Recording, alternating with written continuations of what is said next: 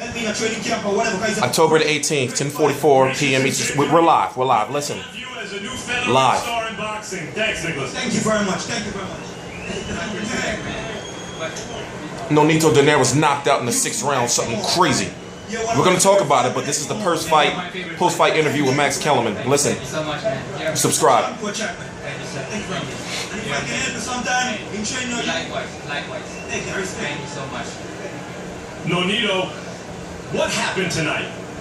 Let me see. First of all, I want to thank Nicholas for just an amazing fighter, amazing Let's see if he makes up an excuse. We're live. I'm sorry I fell short to my goal, but I want to thank you guys for coming out here. I still love you guys. Hopefully you guys still love me. Thank you guys so much.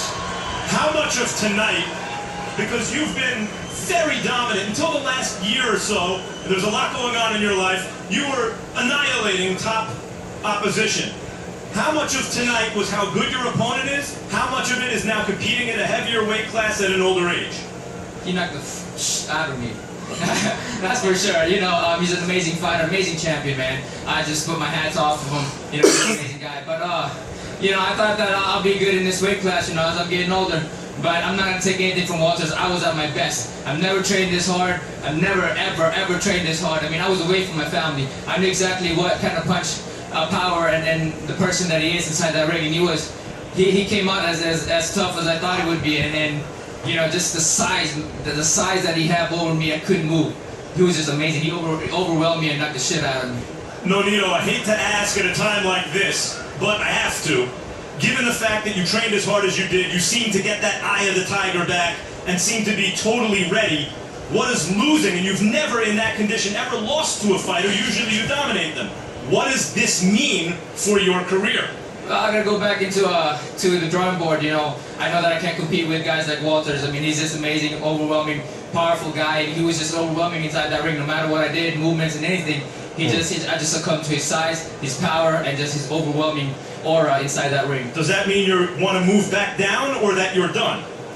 We're looking at it. You know, I came out here with my wife. We'll decide, you know. I mean, I came out here with a great champion. I never backed down from any fight, and you saw it here.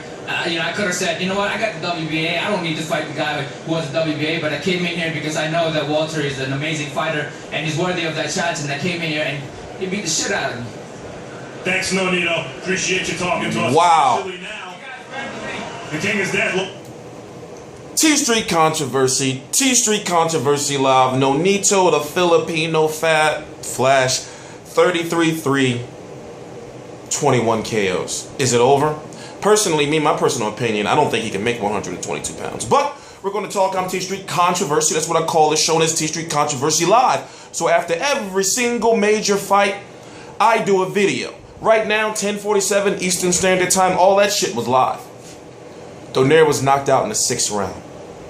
I said in my predictions that I was afraid that he was going to get knocked out. Why? Because Nicholas Walters, the highest he's been was 132. The lowest that Donaire been was 111. Excuse me. Walters came into the ring at 138 pounds, according to the unofficial weigh-in. But that was earlier in the day. So he probably came into the ring like 145 or some old shit like that.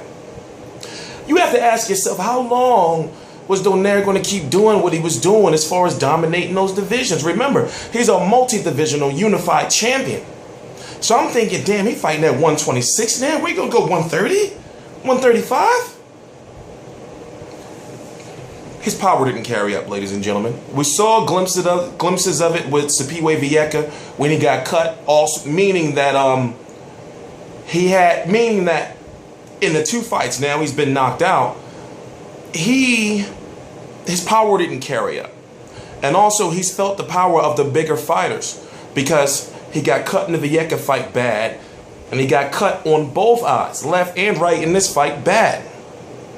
So you can tell that he was a little tentative in the first couple of rounds. You can tell he was really trying to fill out Walters. But you have to blame him, because I'm watching the fight. And anybody who watch boxing as much as me, even though we're not trainers, you look at the fight and be like, yo, he's a bigger fighter. Go to the body. Like, slow him down. After a while, you can see Nicholas Walters started getting more confident. First, they were in the ring a little bit. You know, Donaire using the head movement, looking like Donaire had the faster hands. But then Walters, he's got I'm trying to figure out Walters is not fleet of foot. Walters is not very fast as far as foot speed, but hand speed, he's got some power with him. You know, in that uppercut. I don't know what round it was. I think it was the second. Wait, let me figure out. It was the third round. Donaire went down from this uppercut. I'm talking about, you can see in slow motion, he went to sleep. And then went down, woke up like, oh. And touched the back with his one glove, was like, oh, let me get the fuck up. But listen, where does Donaire go from here? Now, in 126 pounds. Now, we know that there was a super fight that we wanted to see between Nonito Donaire and Vasyl Lomachenko. Now it's looking like it's going to be Vasyl Lomachenko and Nicholas Walters. And that's what we got to talk about. But see, that's a whole nother video. I'm asking myself, when Donaire took this fight, you know, I'm asking myself, like, man, like, if he gets through Nicholas Walters, nobody better not say shit. Because he's beating up these bigger fighters, and it's like, you know, will he go to 122? To be perfectly honest with you, I don't think he can make 122 anymore. Will he stay at 126? You have to ask yourself, well, who will he fight at 126 pounds? Is he going, I mean, really, realistically, who? And 126 is packed, but who? Now, this is the type of defeat, getting knocked out like that. The Golovkin fight's great, come on. This is the type of defeat that if you get knocked out like that, it makes me think to myself, like, well, you know, you should take about a year or so off. Like, what else is there for you to do? Now, I know this is going to be one of them situations where it's going to be a whole bunch of mad Filipinos, and I support all of you. Remember, I cover all the Pacquiao and all the Donaire fights. Lomachenko got this crazy-ass haircut. But listen, where does he go from here? And Nicholas Walters, he had a lot of buzz around him. For one, it's because he's black. He's Jamaican. But also that power, man. 25-0 with 22 KOs.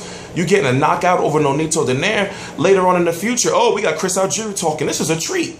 Listen to this. This is live. We're going to listen to it. I'm upset. Ruslan Provodnikov put himself into position to fight Manny Pacquiao on pay-per-view from Macau. This has nothing to do with the video, but it was on, so I said, play it. Chris, you went on the worldwide publicity tour with Pacquiao. My understanding is that you beat him in the pool. He's regarded as... I gotta get another tooth pulled, yo. I be biting my tongue and everything. And he owns... That's why I got a little bit of lisp now. I think you beat him in bowling, is that right? Yes. What other ways did you find to humiliate this man face to face? We also had a batting contest. We had batting practice with the San Francisco Giants, and I beat him in that too. So there's only one thing left, right? The only thing that matters. You obviously have become friendly with Pacquiao as well. You've been quoted in a variety of publications to the effect that he's a great guy, just as you expected him to be, and outstanding personality, etc., etc. Are you softening him up? No, this is a profession. This is my job, you know, and I don't have to hate the man to destroy the man. So I'm gonna go out there and handle business on November 22nd. But for now, he's a good guy. There were indications in an article in the New Yorker that you may have gotten under the skin of trainer Freddie Roach by getting to be such buddies with Pacquiao. He doesn't exactly appreciate the friendship, apparently. No, I don't think he does. I don't think he understands my approach so much. Well, your approach also now encompasses setting up a training camp in a hotel in Las Vegas and having public workouts. Apparently, 3 times a week, your workout will be available for fans to come and see. Is that right? Yeah, that's you know, my training camps are open to the public. I want people to see what I do, come, you know, prepare for a fight. I would love to be in Vegas. Access to, you know, the fight fans. So you're not worried about distractions, obviously. I mean, you have not only warded off what would seem to be the build-up of pressure that comes before a fight like this, you're embracing it. I relish it. I relish it. I'm having the time of my life. I'm training really hard. You know, it always comes back to what got me here, and that's training hard. I've seen some unbelievable betting odds. Pacquiao favored like 16 to 1, 25 to 1, etc. Are you insulted? Not at all. Not at all. I've been the underdog before. I'm comfortable here. That makes it even better, right? And much better, exactly. All right. Chris, we'll look forward to seeing you in Macau. And please subscribe, T Street Controversy. All my videos are right below at Real Combat Media. You know, it's the website I'm associated with. I cover every single major fight live. Please subscribe. T Street Controversy, T Street Controversy.